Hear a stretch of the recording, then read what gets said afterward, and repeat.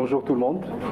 Tout d'abord, je tiens à remercier le Club Thorax et l'AFMAPAT de m'avoir invité à participer à l'animation de ces journées.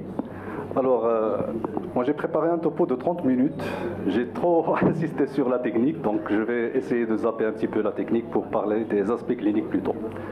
Alors, IRM, base et intérêt en pathologie thoracique. Tout d'abord, on va voir quelles sont les particularités du poumon en IRM.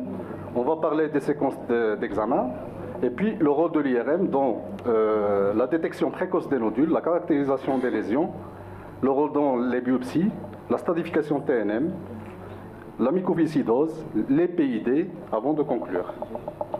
Alors, les particularités du poumon en exploration IRM. Alors, comme vous savez tous, la densité protonique dans le parenchyme pulmonaire elle est très faible, 10 fois inférieure par rapport au reste des tissus de l'organisme. À cela s'ajoute bien sûr l'innombrable micro-interface entre l'air et les parois alvéolaires, ce qui va être à l'origine d'une inhomogénéité du champ magnétique. Là, on va être devant un signal qui est faible. Donc c'est la première contrainte. La deuxième contrainte, c'est bien sûr les mouvements respiratoires et cardiaques qui vont générer des artefacts qui vont un peu rendre l'image ininterprétable. Mais devant l'innovation des nouvelles techniques, on se trouve désormais devant une IRM qui fait partie des explorations de routine, que ce soit en cancérologie, ça c'est déjà connu, mais également dans l'évaluation des voies aériennes et du parenchyme pulmonaire. Alors, maintenant, on va parler des séquences. Les séquences de base sont la séquence T1, 3DT1, écho de gradient. C'est une séquence qui est très rapide. En général, c'est Vibe pour Siemens. Il nécessite une apnée. L'apnée est obligatoire. Et on peut voir 4 contrastes avec la séquence Dixon.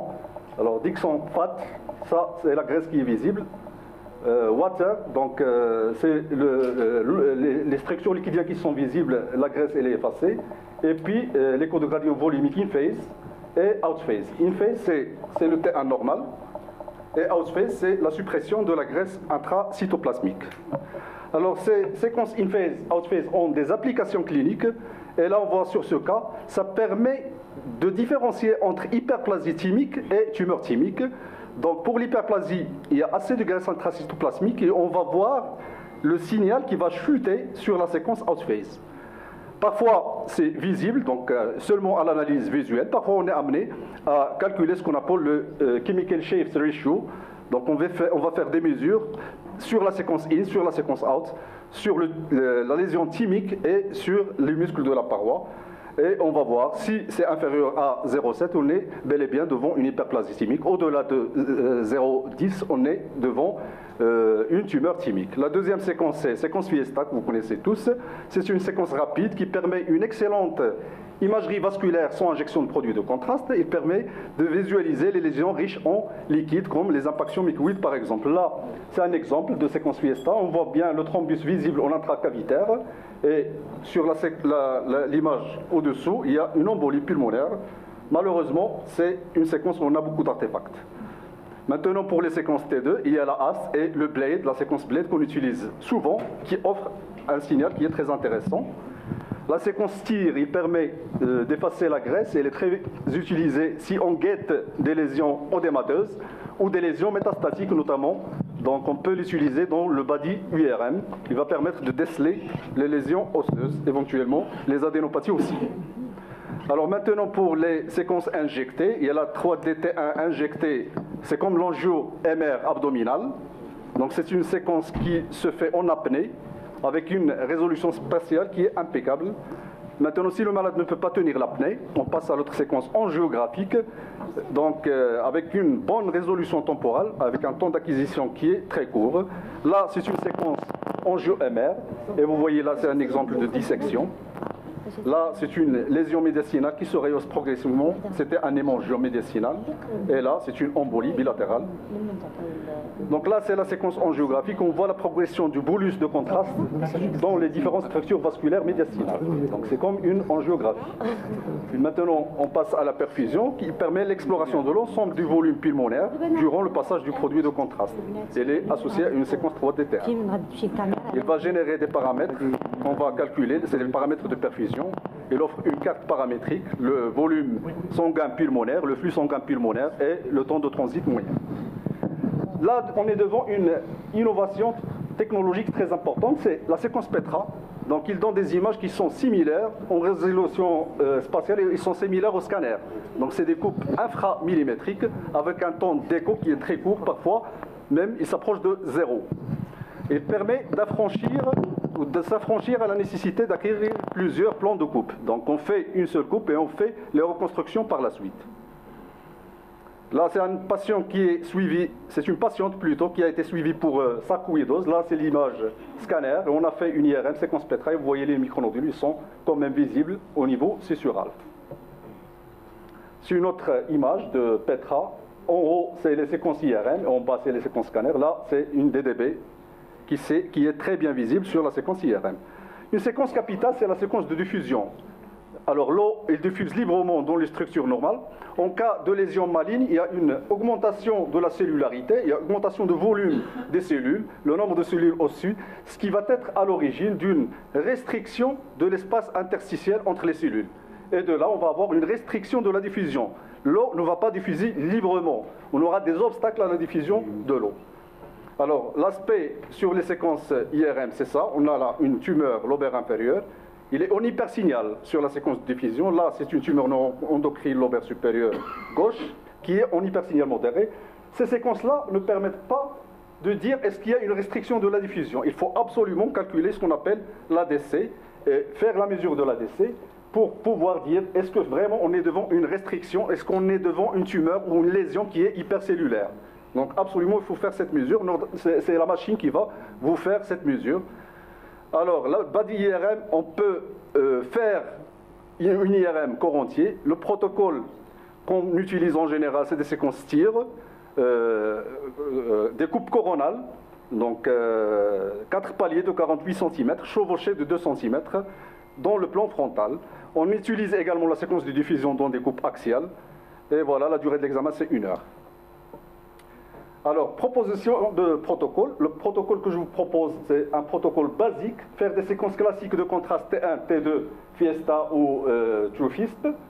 Des séquences morphologiques TE0, vous pouvez les faire si vous avez à chercher des micronodules par exemple ou à caractériser des lésions. Des séquences dynamiques et fonctionnelles. La diffusion, on la fait pratiquement toujours. Et l'enjeu MR en fonction de l'indication, si on cherche une malformation vasculaire ou une embolie pulmonaire ou autre. Quelles sont les indications de l'IRM? Actuellement, selon ce papier publié récemment par la Fleschner Society, il y a la mycoviscidose, les staging des cancers pulmonaires, la caractérisation des lésions pulmonaires, l'hypertension artérielle pulmonaire. Les indications qui ne sont pas encore validées, mais qui sont prometteuses, c'est l'embolie pulmonaire, c'est les anomalies du parenchyme pulmonaire et la détection du nodule pulmonaire. Maintenant, ce qui est du domaine de recherche, c'est la PID, l'asthme et les BPCO. Tout d'abord, la détection précoce du nodule. Ça fait partie du dépistage pulmonaire, donc du nodule pulmonaire. Donc, on parle de low dose, là c'est 0 dose.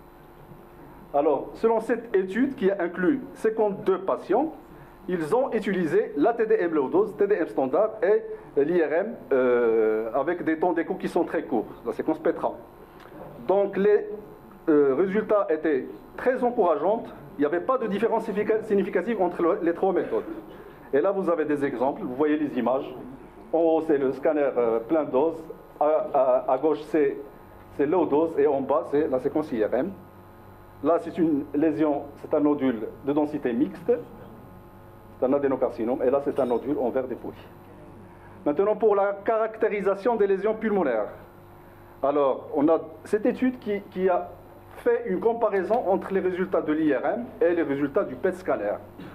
Et on va voir que, finalement, les résultats étaient très encourageants, avec une sensibilité et spécificité qui étaient pratiquement la même, ou un petit peu plus élevée pour l'IRM, dans la caractérisation entre lésions bénignes et lésions malignes. Ils ont inclus le SUV pour le PET scan, l'ADC pour la diffusion, et le rapport de contraste T2 pour l'IRM. Alors la sensibilité et la précision de la diffusion et du T2 en IRM était significativement plus élevée que celle du PET scan. Selon les auteurs, l'IRM peut remplacer le PET scan pour le diagnostic différentiel des nodules et masses pulmonaires. Là, c'est un cas de lésion très suspecte sur le scanner. En PET scan, il est hypermétabolique. En IRM, il est en hypersignal T2. Et en diffusion, ça c'est la cartographie d'ADC. Il n'y a pas de restriction de la diffusion. Et c'était une mycobactériose non tuberculeuse. Et la tuberculose et les mycobactérioses sont hypermétaboliques. Là, c'est un cas qu'on a vu dernièrement. C'est une lésion lobaire inférieure qui est très suspecte, pour laquelle on a fait une IRM. Et sur l'IRM, on avait une lésion qui est restrictive sur la diffusion, avec un ADC qui n'était pas. On a calculé le rapport de contraste T2, donc, et c'était un rapport mesuré à 1,4. Pour l'ADC, c'était aux alentours de 1,09, je pense. Donc c'est une technique qui est très prometteuse. Alors là, c'est une méta-analyse qui évalue le rôle de l'IRM dans la caractérisation des lésions bénignes et malignes. Et on voit que les résultats de l'ADC pour les lésions malignes étaient significativement inférieurs à l'ADC pour les lésions bénignes. Donc ça permet quand même de différencier entre les deux types, bénignes et malignes. L'ADC aussi pour les carcinomes bronchiques non à petites cellules, elle est inférieure par rapport au carcinome bronchique à petites cellules. Donc le carcinome bronchique non à petites cellules, il est hypercellulaire par rapport au deuxième type. Maintenant, pour la différence entre les sous-types, c'était des différences qui ne sont pas significatives. C'est-à-dire on ne peut pas uniquement sur les données de l'IRM dire le sous-type histologique. Là, c'est une autre étude qui va différencier. Là, on est toujours confronté au problème des tumeurs centrales. Sur le scanner, on ne peut pas dire elle est où la tumeur et où la téléctasie. Donc c'est très difficile, même après injection de produits de contraste. Et l'IRM, il permet de jouer un rôle capital. Sur les séquences T2, la spécificité était de 76%, donc T2 ne permet pas à elle seule de différencier entre atélectasie et tumeur centrale, alors que l'ADC, il permet absolument dans tous les cas de différencier entre la portion tumorale et la portion qui fait atélectasie. Donc l'ADC, elle est significativement plus faible dans la tumeur que dans l'atélectasie. Voilà un cas, là on avait une atélectasie, une tumeur centrale, on a fait l'IRM, et sur l'IRM, vous voyez la tumeur en hyposignal T2, la téléctasie en hypersignal et la lésion elle est restrictive en diffusion. Avec un ADC qui était mesuré à 1. Et pour la téléctasie, c'était un ADC qui est mesuré à 2,5. Si ce n'est pas un cancer, on peut avoir des lésions. Bon, c'est un cas chez qui on avait des lésions multiples. Hypodense, très hypodense au niveau des deux émissions pulmonaires. On a complété par une IRM. Et à la surprise de tout le monde, c'était une hydatidose pulmonaire. Là, c'est un deuxième cas de masse pseudotumorale. Donc, au scanner, ça fait une tumeur. À l'IRM, c'était un hypersignal hétérogène T2. C'était un hypersignal T1. Et c'était une tuberculose. Là aussi, c'était une lésion médicinale, liquidien. On a pensé au kyste bronchogénique. On a complété par une IRM. On avait plusieurs lésions au niveau hépatique. C'était une hydatidose avec localisation médicinale. C'est une localisation qui reste quand même rare. Là, c'est un cas qui nous a posé beaucoup de difficultés. On avait des masses pulmonaires avec des nodules multiples au scanner. On l'a staffé, on a décidé avant de faire la biopsie, on a décidé de faire l'IRM pour caractérisation. On a fait l'IRM. On avait une lésion qui n'est pas hypercellulaire. Alors, malgré ça, on était sur le doute et on a complété par la biopsie. Et à la biopsie, c'était une sarcoïdose. Alors, l'intérêt dans le biopsie, il permet de préciser les zones qui sont hypercellulaires avant de faire une biopsie, notamment pour les tumeurs qui sont très hypodenses au scanner. On ne sait pas, est-ce que c'est de la nécrose, elle est où la portion charnue.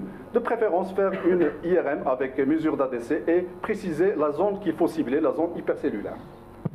Maintenant, pour la stratification TNM, ça permet bien sûr de préciser l'extension pariétale. Sur ce cas, vous avez la tumeur, il n'y a pas de lise osseuse évidente, il y a un comblement de l'espace graisseux sous-pleural sur le scanner qui est visible, mais il n'y a pas d'évidence d'extension pariétale ou de lise costale pariétale. Sur l'IRM, il y a une infiltration de la médulaire osseuse de la côte, c'est un hyposignal en T1, normalement c'est hypersignal, et vous avez un comblement des espaces intercostaux, donc l'extension elle est évidente. Là, c'est un cas avec une tumeur de l'apex, c'est une indication courante de l'IRM. On n'a pas d'extension, on n'a pas d'envahissement du plexus brachial, mais par contre, on a une atteinte osseuse qui est évidente sur l'IRM. Alors, pour le N, différentes études ont montré que l'IRM peut jouer un rôle capital dans la détection et la caractérisation des adénopathies. Là, c'est une étude qui compare IRM, séquences de diffusion et PET scan. Ils ont fait une méta-analyse sur 43 études.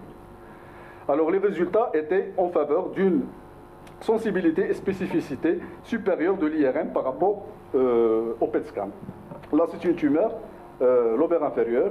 Vous avez des adénopathies médiastinales. Il faut faire, bien sûr, la séquence de diffusion et il faut faire l'ADC. Donc, on analyse conjointement les différentes séquences. Séquence anatomique et séquence de diffusion. La séquence de diffusion, on n'analyse pas uniquement.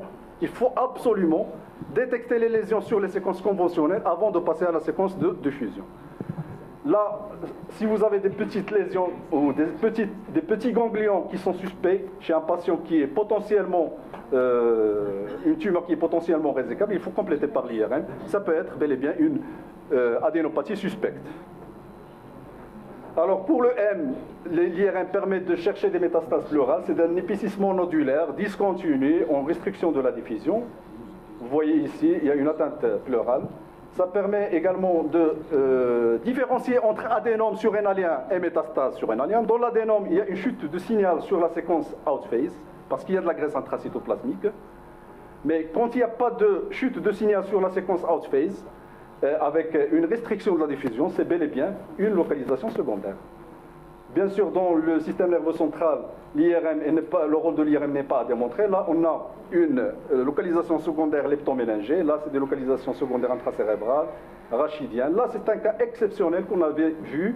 C'était une tumeur de l'apex avec une tumeur lobaire supérieure avec une localisation secondaire médulaire. Et là, c'est toujours le même malade avec des adénopathies médiastinales, très suspectes. Un autre malade chez qui l'IRM a permis de détecter la lésion hépatique, elle est évidente même sur le scanner. Et là, mis en évidence également une localisation secondaire pancréatique.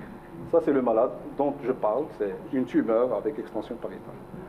Alors, des études ont montré que finalement, pour les recommandations de la Société oncologique européenne, ils font le PET scan dans le bilan d'extension des tumeurs pulmonaires. Et quand il y a une lésion rachidienne, hépatique ou cérébrale, ils complètent par une IRM. Alors pourquoi ne pas faire d'emblée une IRM corps entier? Donc sur cette philosophie, cette étude a été basée. Streamline L, c'est une étude qui est très intéressante et récente. Donc il a fait une stadification par PET scan et par IRM complémentaires. Alors les performances diagnostiques étaient équivalentes pour la taille de la tumeur, pour l'extension et pour la stadification des tumeurs. Avec comme gain un intervalle de temps qui est plus court et un gain financier, bien sûr, c'est des coûts qui sont réduits. Passons maintenant à une autre indication courante actuellement de l'IRM, c'est la mycoviscidose. Alors, les séquences conventionnelles vont mettre en évidence, bien sûr, la dilatation des bronches, vont mettre en évidence les impactions mycoïdes, surtout sur les séquences Fiesta. On va voir également l'épicissement pariétal bronchique, mais en plus, on peut étudier la perfusion. Lorsque vous avez une mycoviscidose, vous pouvez avoir une obstruction des petites voies aériennes qui vont être à l'origine des troubles de ventilation, une hypoventilation, et l'hypoventilation va générer une hypoperfusion par mécanisme réflexe. C'est une hypoperfusion qui est réversible et qu'on peut guetter par l'IRM. C'est les séquences de perfusion dont on a parlé tout à l'heure. Donc, les troubles de perfusion en IRM sont parfaitement corrélés à l'indice de clairance pulmonaire, selon plusieurs études. Là, je suis en train de répondre à la question de tout à l'heure. Le rôle de l'imagerie dans les paramètres fonctionnels pulmonaires, c'est surtout les séquences IRM fonctionnelles qui vont permettre de guetter ces troubles fonctionnels. Alors là, c'est une étude qui a été faite, qui a étudié l'altération de la ventilation et de la perfusion.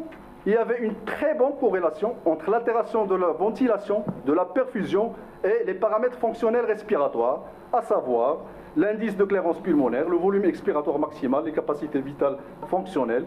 Les pneumologues connaissent ces paramètres mieux que moi, bien sûr. Alors là, c'est des images tirées de la littérature. Là, vous avez, nous, on ne fait pas ça. Ça, c'est juste, ça fait partie de la recherche. Donc, c'est des cartes qui vont illustrer les troubles de ventilation et de perfusion. Là en haut, c'est des troubles de ventilation. Vous avez, dans cette zone où vous avez la dilatation des bronches, vous avez des troubles ventilatoires. Voilà. Ce qui est en bleu, c'est des troubles de ventilation. Là, c'est un masque qui permet de décortiquer ces zones pathologiques. Ce que vous voyez là, c'est toujours des zones où on a des troubles de ventilation. Sur la séquence de perfusion, sur les mêmes zones, on a des troubles de perfusion. C'est superposable, plus ou moins. Donc vous voyez que bien sûr, l'IRM peut jouer un rôle capital dans la détection de ces troubles perfusionnels et ventilatoires, et ça permet aussi d'orienter sur des troubles de la fonction respiratoire. Alors maintenant pour la PID. Alors pour la PID, la question, c'est quoi le rôle, ça fait partie du domaine de la recherche, c'est quoi le rôle de l'IRM? Finalement, le rôle essentiel, c'est de chercher des lésions actives. Lorsqu'on a un verre dépoli sur le scanner, on n'est pas sûr. Est-ce que c'est du verre dépoli actif ou ça fait partie de la fibrose? Donc l'IRM, selon certaines études, il permet de distinguer entre les deux. Donc sur les séquences T2, lorsqu'on a un hypercilial sur ces zones de verre dépoli, c'est plutôt des lésions actives à traiter. Lorsqu'il n'y a pas cet hypercilial, c'est plutôt de la fibrose. Puis la séquence de un petit moment pour la discussion ou la séquence de diffusion, les séquences injectées. Sur les séquences de fibrose, on a une prise de contraste tardive. Voilà, je vous remercie. Merci beaucoup pour votre attention. Merci Edouard Lepo. Non, je vous en prie. Donc, est-ce qu'il y a des questions dans la salle? S'il vous plaît. Merci professeur Alami pour cette excellente présentation. Ma question surtout pour l'embolie pulmonaire chez la femme enceinte. Oui. Est-ce qu'on est obligé d'injecter ou on peut s'en passer de l'injection pour diagnostiquer une embolie pulmonaire chez la femme enceinte? En principe, les séquences dont j'ai parlé tout à l'heure, les séquences d'UT Fiesta ou les séquences de TrueFISP, ils permettent de faire un angiogramme vasculaire sans qu'il y ait de l'injection de produits de contraste. Et j'ai montré quelques images qui illustrent ces opacifications vasculaires sans injection de produits de contraste. Ça permet quand même de détecter une lésion d'embolie pulmonaire, surtout si c'est proximal. Maintenant, en distalité, ça reste bien sûr difficile. Et dans ce cas, est-ce qu'il y a l'indication de faire une injection? Il faut discuter au cas par cas. Est-ce qu'il faut faire une injection ou faire carrément une scintigraphie? Point d'interrogation. Oui. Mais la dernière question, est-ce qu'il faut avoir de l'IRM dernière génération pour faire de telles réalisations ou les anciens IRM? Alors, en matière d'IRM, les séquences de base, donc toutes les machines sont dans la mesure de faire ces séquences de base. Donc la séquence T1, la séquence T2, la séquence Fiesta, la séquence T1 avec injection de produits de contraste. Donc c'est des séquences que toutes les machines permettent de faire, en principe. La séquence de diffusion également.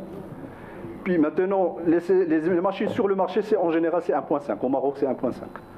Et il faut savoir que les 1.5, ce qui est décrit dans la littérature, ils sont meilleurs que les 3 Tesla en matière d'IRM thoracique. Donc finalement, toutes les machines peuvent faire bien sûr ces séquences.